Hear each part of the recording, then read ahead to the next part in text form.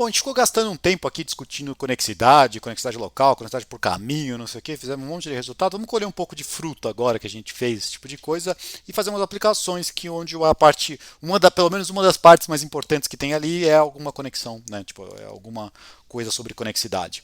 Aí vocês vão ver que vão sair alguns resultados legaisinhos assim de homeomorfismos ou não existência de homeomorfismos, na verdade. Por exemplo, vamos pegar R e R2. Né? Esses dois caras não são homeomorfos. É um pouco chato você falar que a gente vai fazer essa aplicação, porque isso aqui é uma coisa que você sabe desde que você nasceu, né? Homeomorfos. Lá no jardim de infância o pessoal já discute que esses dois. Tipo, você fala assim, você quer ganhar de presente isso ou isso? E obviamente você sabe que isso não é a mesma coisa, né? Então, bom, mas agora vamos provar que não é a mesma coisa, né? Então não é a mesma coisa do ponto de vista de topologia. Como é que você faz essa? Supõe que eles sejam homomorfos, então você tem uma função f, que é um homomorfismo, que liga os dois, que sai daqui e vem para cá. Agora pega o seu número real favorito, por exemplo, esse aqui. Olha onde ele chega aqui, por exemplo, aqui. Né? Imagina que ele chegou nesse ponto. Então agora você olha a restrição da sua função para todos os pontos que não são esse, né? Faz um buraco aqui. Então, para todos os pontos que não são esse, olha a restrição, chegando aqui com a imagem ou o contradomínio sendo tudo menos esse ponto. Repara que a sua função original que você tem continua sendo objetora, certo? Porque você tirou justamente o ponto e a imagem dele, e ela continua sendo contínua, a inversa dela continua sendo contínua também, então continua sendo um homomorfismo sobre esses dois novos conjuntos. O problema é que esse conjunto de K não é conexo, né? Porque ele tem duas componentes conexas, enquanto que esse conjunto aqui é conexo. Então você teria um homeomorfismo entre uma coisa não conexa e uma conexa, o que é um absurdo. Certo? Então a gente não consegue. A gente cria. Não é que um é conexo e o outro não é conexo, não é R e R2, porque os dois são conexos, mas a gente faz uma pequena modificação num deles e aí causa o outro. Perturba a conexidade de um, mas sem perturbar a conexidade do outro. E aí você tem esse tipo de coisa. Beleza? Então esse aí é um primeiro exemplo. Vamos fazer um segundo exemplo. O segundo exemplo é. Repara só que isso é que eu fiz, R2 para R3 já não fica difícil, né? Porque eu não consigo mais. Se você pegar R2 e o R3, se eu tirar um ponto, aqui vai tirar um ponto também. Esse continua conexo com conexo. Tá? Aí você pode pensar, então tira uma reta, que agora ficou não conexo. Mas aí eu não sei o que é a imagem aqui. Imagina que a imagem é uma coisa assim torta, que não fecha conexo, entendeu? Eu não sei o que é a imagem da reta via esse homomorfismo. Se eu soubesse que ela era uma coisinha que, sei lá, faz alguma coisa decente, podia ser, mas provavelmente não é, entendeu? Então, se ela ficar isso, tudo bem, mas e se ela virasse uma esfera, por exemplo? Entendeu? No argumento não é tão simples. Dá pra melhorar aqui, mas não é tão simples. Beleza? Com ponto, ponto tem que ser, ponto vai ser levado no ponto mesmo. Então vamos pegar um outro aqui, ó. Qual que é esse meu exemplo? Vou fazer o intervalo zero mais infinito, tá? E R não são homeomorfos também. Não são homeomorfos. Não são.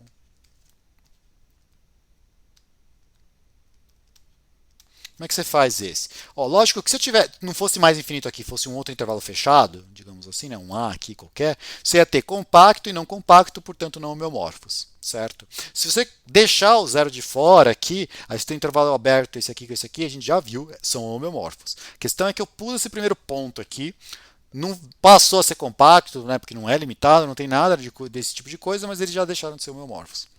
Como é que a gente faz? Parecido com o outro. Faz um desenho. Então, esse primeiro aqui ele começa assim, ele tem esse primeiro ponto que é o zero e vem para cá, e o outro é simplesmente a reta. Beleza? Então, suponha que você tem esse homomorfismo que liga esse com esse. Tá? Agora eu vou fazer o seguinte truque. Eu vou pegar esse ponto aqui e olhar onde ele chegou lá do outro lado. Ele chegou, por exemplo, aqui nesse ponto. Tá? Agora eu vou olhar a função restrita a todo mundo diferente de zero. Então eu joguei fora esse aqui do meu domínio, fiz um buraco aqui. Ao fazer um buraco aqui, mesmo truque que a gente fez antes, faça um buraco aqui para você preservar a abjeção, preservar o homeomorfismo. Então agora você tem que esse cara aqui e esse são homeomorfos. Não pode, né? Porque agora esse aqui é não conexo e esse continua sendo conexo. Não, eu tirei esse extremo. Ao tirar o extremo, ele continua sendo conexo. Esse aqui deixou de ser conexo, então eles não são homeomorfos. Então já deu uma contradição de novo. Tudo bem? Um outro exemplo aqui meio clássico é você pega a circunferência, né? O pessoal às vezes chama de S1. Então são todos os pontos x, y no R2, tal que x ao quadrado mais y ao quadrado é igual a 1, né? Pensa isso como subespaço do R2. Isso aqui não é o meu morfo.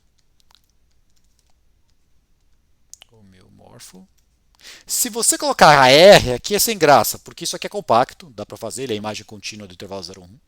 Então ele é compacto, não dá graça. Então se eu colocar a R aqui era fácil. Vamos fazer um pouquinho melhor. Ele não é homomorfo a qualquer subespaço de R. Beleza? Então é um pouco mais forte aqui, é mais legal esse, tá bom? Qualquer subespaço dos reais que você pegar, ele não é homomorfo à circunferência. De novo, desenho.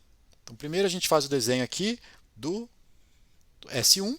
Agora a gente faz aqui os reais. Eu não sei agora onde é que vai ser a imagem, né? Supõe por contradição que tem essa função, que ela chegou aqui. Vamos agora tentar discutir algumas coisinhas. Esse conjunto é conexo, né? De novo a gente falou, ele é a imagem contínua do intervalo 0,1 fechado. Então ele é conexo.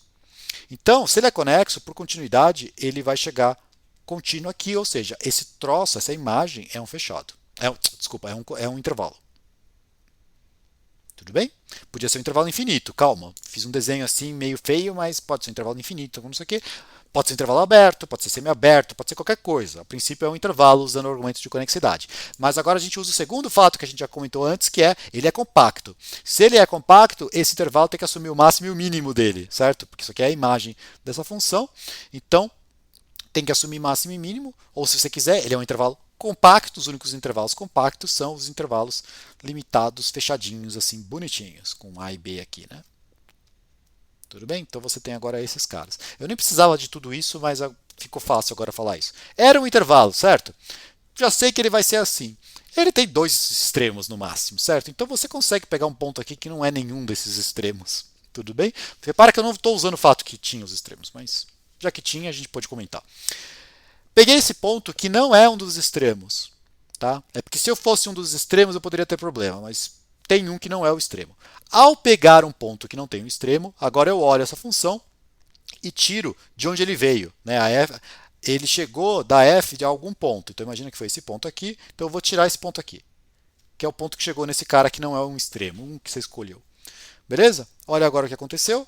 A restrição da f desse conjunto sem esse ponto a esse conjunto sem esse ponto aqui do meio continua sendo um homeomorfismo, né? Só que agora esse cara é conexo, esse cara não. Acabou. Tudo bem? Então, de novo, o mesmo tipo de contradição.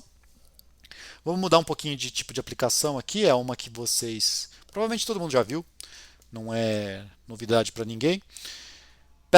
Vamos pegar assim a superfície da Terra, então vamos chamar de T a superfície da Terra. E vamos considerar que você, só para seguir a mesma notação, você tem uma função tzinha que ela sai da Terra e chega nos reais, que dá a temperatura do ponto x. Né? Então T me fala a temperatura. Certo? Então ela simplesmente você anda um pouquinho, mede a temperatura, anda um pouquinho. Pensa que a gente parou o tempo, não tem tempo, só varia. Então eu ando geograficamente, me desloco, isso, né? E vou falando qual é a temperatura nesses pontos. A gente vai supor que essa função é contínua, tem que fazer alguma suposição aqui, mas eu acho que é uma suposição bem razoável, né? Mesmo que o pessoal tente argumentar que, sei lá, a temperatura varia muito rápido ao longo do dia, não estou nem falando disso, porque a gente está andando, continua ao longo da posição geográfica, não do tempo. Né? Então, é razoável você esperar que essa função seja contínua. Tudo bem? Supondo que essa função é contínua, a gente vai mostrar que não importa o que aconteceu, a gente tem dois pontos antípodas. O que é o antípoda? Você pega o ponto, pega uma reta passando pelo seu ponto na superfície, passando pelo centro da Terra e saindo do outro lado. Né? São os dois pontos diametralmente opostos, né? O ponto mais distante da superfície um do outro. Então tem dois pontos antípodas com a mesma temperatura naquele instante que você fez. Não importa qual foi o instante, não importa como é que estava a distribuição na hora que você fez. Tá? Dá para fazer esse resultado mais forte, mas a gente discute isso mais tarde. Vamos tentar mostrar isso? Então primeiro eu faço isso. Agora eu vou fazer o seguinte. Considera a função f grande, que sai também da Terra, né, tipo, ela sai da superfície da Terra, chega nos reais, e ela simplesmente calcula t, já que eu pus aqui, bom, não tem nenhum x fixado, ela vai fazer t, devia ter escrito, né, então vai f de x, ela é igual t de x menos t de x'. O que é o x'? X' é o antípoda de x.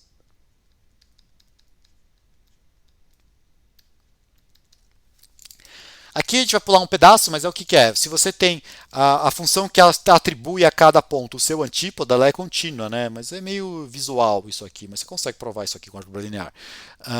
Supondo que a Terra é esférica, né? Do tipo, que você pegar ela meio deformadinha, não vai ser álgebra linear, mas tudo bem. É, você varia o ponto aqui um pouquinho, aqui embaixo está variando o mesmo pouquinho, certo? Então é bem fácil mostrar que ela é contínua. Já. Então essa função é contínua, então essa minha f aqui ela é contínua porque basicamente ela é composta de contínuas. Tudo bem? Agora o que você faz? Fixe os seus dois pontos antípodas favoritos. Aposto que você pensou no Polo Norte e no Polo Sul, né? É difícil alguém pegar dois pontos antípodas que não sejam esses, né? Mas, bom, pega dois pontos antípodas quaisquer e faça um caminho ligando eles. Qualquer, sobre a superfície da Terra, sem passar pelo meio, tá? Pela superfície da Terra. Tudo bem? Agora, você pode parametrizar esse caminho, como a gente vem fazendo lá no localmente conexo, alguma coisa conexo por caminhos, né? Então, tipo, pensa que agora que você tem uma funçãozinha, não tem f ainda, então vai f. Esse aqui é o seu ponto original, vamos chamar de A, vai. E esse aqui é o seu ponto antípoda B, tá? Que foi ligado por esse seu caminho. E aí pensa que você parametrizou esse negócio. Então você vai sair do intervalo 0, 1, chegar na superfície da Terra e no f de 0 da A e no f de 1 da B. A gente vai cair num problema de cálculo 1 aqui, né?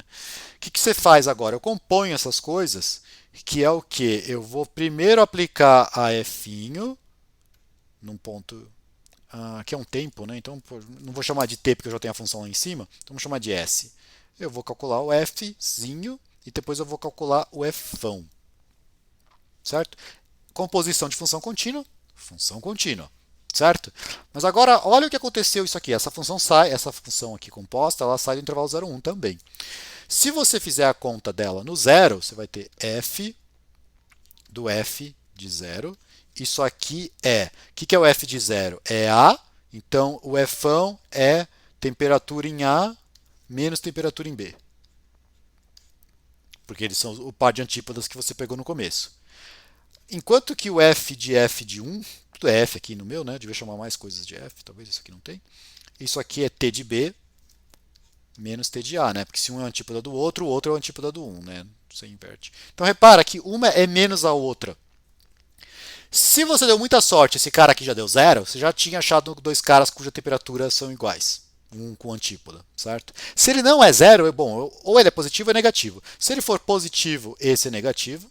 Se ele for negativo, esse é positivo. De qualquer forma, um é positivo e o outro é negativo. Você está numa função contínua, dos reais nos reais, que num lugar é positivo e no outro lugar é negativo, está definida no intervalo. Tem algum ponto no meio, teorema do valor intermediário, que a gente até comentou antes, né? Tem um lugar que ela passa pelo zero, então, portanto, é esse ponto aí que você fez. Repara que a gente aprovou até mais do que o enunciado, porque eu acabei achando, na hora que eu fixei esse caminho aqui, eu garanti que esse tal do... Um desses dois pontos antípodas, né? Porque é um par, né? Ele e o seu antípoda, um deles está nesse caminho, né? E o outro está fora. A não ser que seja um desses dois aqui, né? Porque daí o outro está dentro. Mas os outros, a princípio, no meu caminho, não precisa estar os dois antípodas no caminho. Beleza? Então isso aí faz esse resultadinho simples, que dá para fazer melhor depois, mas a gente discute isso mais tarde. E aí, finalmente, o último resultado de hoje, que é a função base 13 de Conway. Vamos escrever esse nome, porque às vezes, se você não conhece, vá atrás de coisas que tem o nome desse cara, porque ele era muito bom. Já falo, infelizmente, era porque ele morreu esse ano, 2020. Então, função base 13. Ele tem muita coisa de matemática, digamos, séria, vai, se você quer chamar assim, mas ele tem muita coisa de matemática de divulgação também, ou outras coisas um pouco mais simples que são excelentes, do tipo, sempre que você vê alguma coisa dele que está acessível para você ler, leia, porque as coisas dele, em geral, são bem legais, tá? Então, função base 13 de Conway. Tudo bem? Então, essa aqui em particular é uma das legais. Ela tem uma definição um pouquinho esquisita, mas a gente vai fazer aqui direitinho, tudo bem? Então, ó, a gente está acostumado com base decimal. O que é base decimal? Você só usa dígitos de 0 a 9. 0, 1, 2, 3, 4, 5, 6, 7, 8, 9.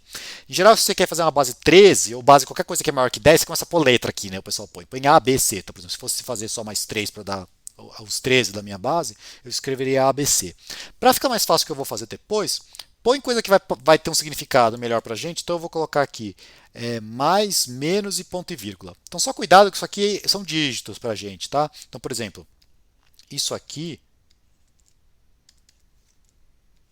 é um número de 4 dígitos na base 13, tá? Não é uma conta nem uma coisa esquisita, é um número. Tá? Primeiro dígito, segundo dígito, terceiro, quarto, quinto. Então é um número de 4 dígitos. De 4? Não, 1, 2, 3, 4, 5. 5 dígitos, desculpa. Tudo bem? Então tá aqui. Então a princípio você consegue escrever um número na base 13, você consegue também passar o número na base 13 para a base decimal. Você sabe fazer isso. Vou usar essa conversão que a gente não vai fazer para definir uma função.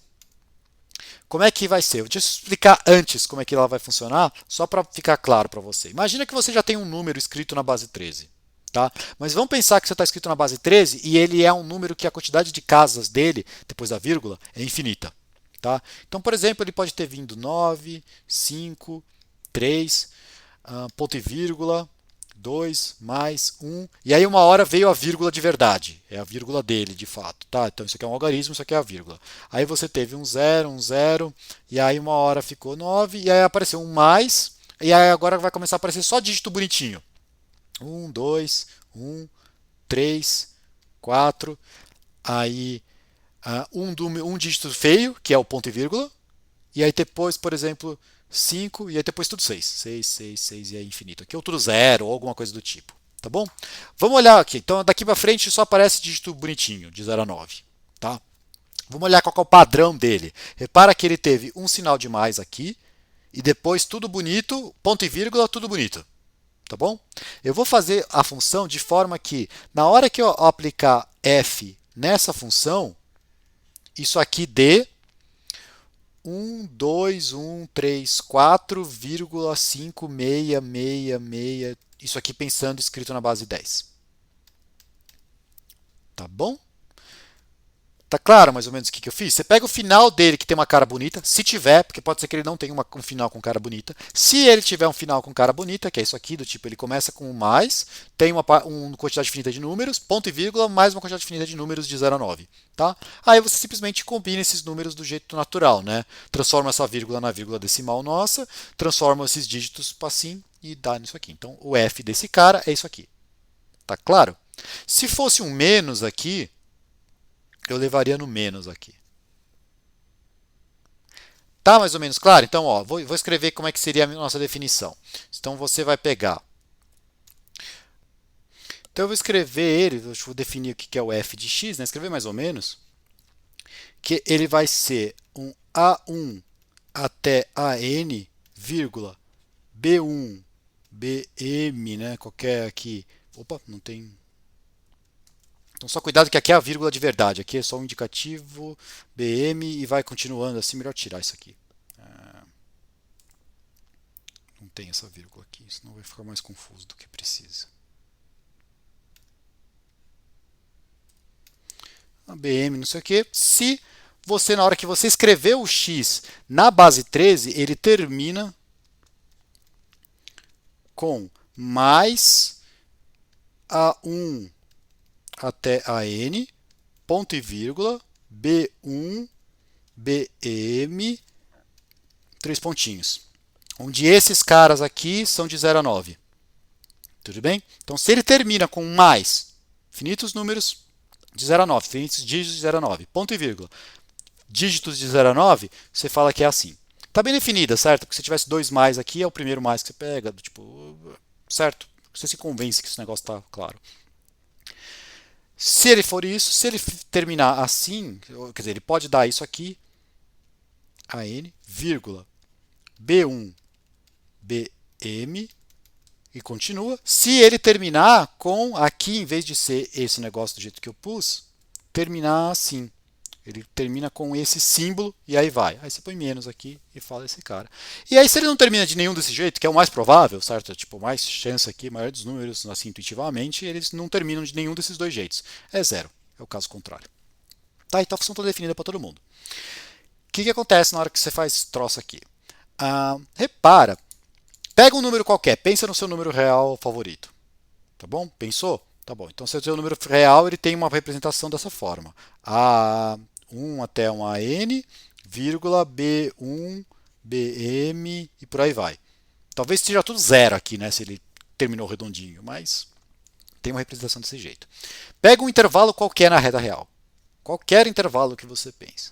Certo? Você concorda que você consegue agora pegar um número que na representação da base 13 está nesse intervalo e termina com isso aqui, desse jeito, para fazer cair a sua função desse jeito? Por quê? Pega um ponto qualquer aqui, pega um racional qualquer, que a decimal acaba com zero, assim, tipo, a representação é finita. Acrescenta uns zeros lá à direita, e aí depois põe mais e esse final aqui. Tudo bem? Se isso aqui for positivo, ou menos se isso aqui for negativo. Então esse número vai estar aqui. Esse número que acaba desse jeito vai estar desse cara. Ou seja, o f desse número é esse cara aqui. Tá bom? O que a gente acabou de fazer? A gente pegou aqui. Se você pegar um intervalo infinito, né? Não pode ser vazio nem unitário. Se pegar um f, um intervalo qualquer, e aplicar essa f nele, quem que a gente achou aqui dentro que dá o quê? Quem que é os pontos dão... Qual é a imagem por esse f? É qualquer um que você pega está lá dentro. Então isso aqui é reais. Então essa aqui é uma função tão não contínua que qualquer vizinhançazinha pequena em volta de um ponto é sobrejetora, dá os reais inteiro. Certo? Então, mas aí você fala, o que isso tem a ver com o resto?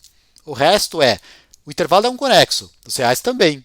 Ou seja, e o intervalo são todos os conexos. Então isso aqui eu simplesmente mostrei para vocês de uma maneira muito estúpida que essa função leva conexo em conexo, porque ela leva conexos nos reais, todos.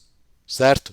Leva conexo em conexo. Então, rolou um tempo, quando você está tentando decidir qual é a definição mais razoável para a função contínua, por exemplo, você ainda está tentando fazer a coisa aqui, pegar, você tem uma intuição, mas você quer tentar definir ela formalmente, rolou um pessoal tentando ver assim, mas será que não é conexidade o que a gente deveria pedir? Então, tipo, vamos pedir que a função contínua ela leva conexo em conexo e talvez mais alguma coisa? Aí aparece. Não foi na mesma época, obviamente, foi muito tempo depois, mas o Kahneman uma hora falou assim, tipo, olha só que ideia interessante. Você consegue levar conexo em conexo com uma coisa que ninguém ia chamar de contínuo. Tá bom? Bom, então é isso aí por enquanto.